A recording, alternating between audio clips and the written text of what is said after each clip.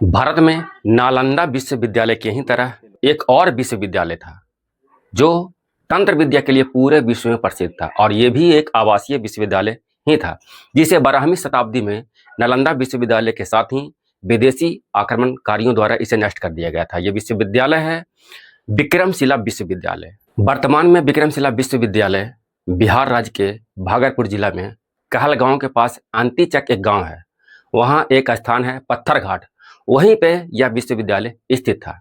वर्तमान में इसके अवशेष वहां पे देखे जा सकते हैं। इस विश्वविद्यालय की स्थापना पाल वंश के प्रतापी शासक राजा धर्मपाल के द्वारा 8वीं शताब्दी के अंत में करवाया गया था। राजा धर्मपाल का शासनकाल 770 ईस्वी से 810 ईस्वी तक था। 40 वर्ष के शासनकाल में इस विश्वविद्यालय का निर्माण करवाया गया था। इस विश्वविद्यालय के केंद्र में क्रूसीफॉर्म ईंटों से निर्मित एक स्तूप है, और स्तूप के अंदर पेडस्टल पर एक भगवान बुद्ध की मूर्ति थी। वर्तमान में पेडस्टल तो देखा जा सकता है, लेकिन जो बुद्ध की मूर्ति थी भगवान बुद्ध की, उस मूर्ति को पटना विश्वविद्यालय में सुरक्षित रखवा दिया गया। स्तूप के चारों ओर 208 कक्षाएं थे, यानी कि क्लासरूम थे, जिसे 4 छात्रावास में विभाजित किया गया था, और प्रत्येक छात्रावास में 52 कमरे थे, क्लासरूम थे। कुछ कमरों के नीचे ईंटों के मेहराब से भूमिगत कक्ष भी बनाए गए हैं, जो बौद्ध भिक्षुओं और छात्रों को एकांत में ध्यान साधना और चिंतन के लिए शायद बनाया गया होगा। महाविहार से 32 मीटर दूरी पे दक्षिण पश्चिम दिशा में एक आयताकार पुस्तकालय है। पुस्तकालय के पार्श्व दीवारों में कई झरोखे हैं, और वहां पे जलाशय भी है। ऐसा अनुमान लगाया जाता है कि इस पुस्तकालय को झरोखा और जलाशय इसलिए बनाया गया था कि ताकि इसे वातानुकूलित रखा जा सके, यानी कि इसे ठंडा रखा जा सके। एयर कंडीशनर का व्यवस्था समझिए उस समय में भी था, ताकि यहाँ पे कुछ प्रमुख ग्रंथ और पांडुलिपियों को सुरक्षित रखा जा सके, इसलिए इसे वातानुकूलित बनाया गया था। यहाँ पे ईंटों और पत्थरों से निर्मित कई मनौती स्तूप आपको देखने के लिए मिल जाएगा। यहाँ देश और विदेश से लगभग 1000 छात्र और 100 शिक्षक अध्ययन अध्यापन के लिए आया करते थे, जो इसे अंतर्राष्ट्रीय स्तर के ख्याति प्राप्त करवाता है। कई जगह पे छात्रों की संख्या 3000 से 10,000 भी मिलती है। यहाँ के पाठ्यक्रमों में दर्शन, तत्वमीमांसा, धर्मशास्त्र, दर्शन शास्त्र, व्याकरण और तंत्र विद्या ये प्रमुख विषय शामिल हैं। यह संस्थान तांत्रिक विद्या अध्ययन के विशेषज्ञता के लिए पूरे विश्व में प्रसिद्ध था, जो इसे नालंदा विश्वविद्यालय से अलग भी करता था।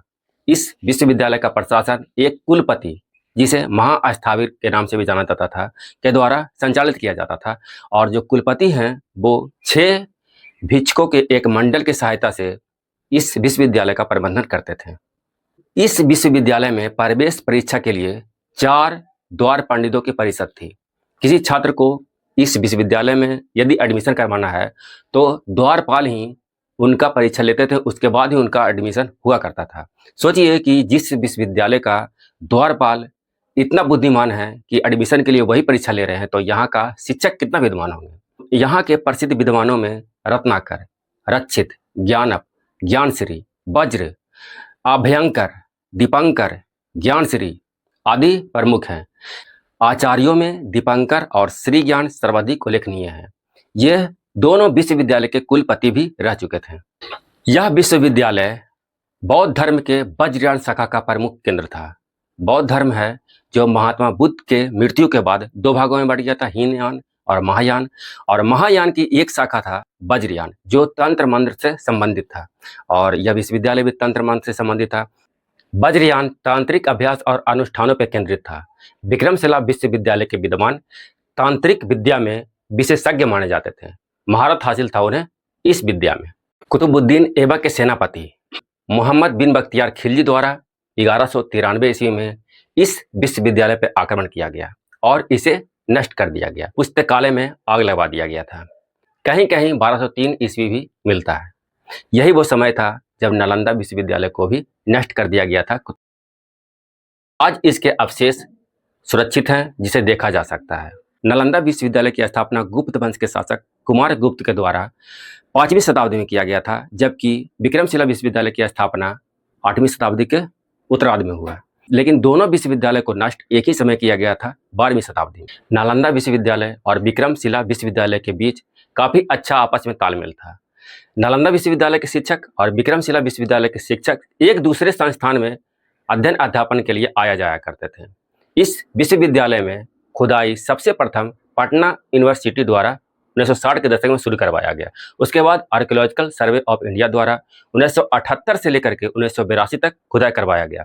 यहीं पे एक संग्रहालय बनाया गया है, जहां से प्राचीन अवशेषों को जो भी निकला प्राचीन अवशेष उसे सुरक्षित रख दिया गया है दर्शकों को देखने के लिए। यहाँ से खुदाई में बौद्ध और हिंदू देवताओं की कुछ मूर्तियां मिली है, जिसमें लोकनाथ, अवलोकितेश्वर, भगवान गणेश, सूर्यदेव और भगवान विष्णु की मूर्तियां प्रमुख है। वर्ष 2015 में इस विश्वविद्यालय को पुनर्जीवित करने के लिए केंद्र सरकार द्वारा 500 करोड़ रुपए का बजट आवंटन किया गया, लेकिन राज्य सरकार द्वारा भूमि अधिग्रहण में देर के कारण इसमें विलंब हुआ।